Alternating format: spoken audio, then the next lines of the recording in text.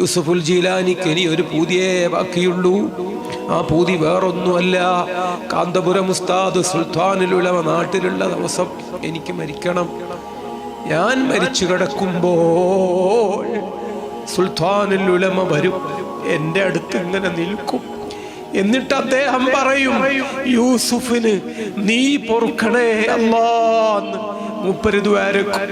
10,000-കണക്കിന് ആലിമീങ്ങളെ പോറ്റിയ, അനേകായിരം യതീമുകളെ പോറ്റിയ, 1000-കണക്കിന് പള്ളികൾ CM വലിയുല്ലാഹി പറഞ്ഞതിന്റെ പേരിൽ നിർമ്മിച്ച് ഇന്ത്യയിൽ എത്രയോ കോടിക്കണക്കിന് ആളുകൾക്ക് നിസ്കാരത്തിന് സ്ഥലമൊരുക്കിയ, 50ഓളം കിതാബുകൾ എഴുതിയ, 58 കൊല്ലം ദർസ് നടത്തിയ സുൽത്താനുൽ ഉലമ ഉസ്താദ് അവർകള് യൂസുഫിന് നീ പൊറുക്കണേന്ന് എന്റെ മയ്യിത്തിനടുത്തു വെച്ചു പറഞ്ഞാൽ അല്ലാഹു പൊറുക്കും, എനിക്കിനി അതേ മോഹമുള്ളൂ എന്ന് പറഞ്ഞ യൂസുഫുൽ ജീലാനി തങ്ങള് അന്ന് കരുവമ്പയിൽ പ്രസംഗിച്ചു.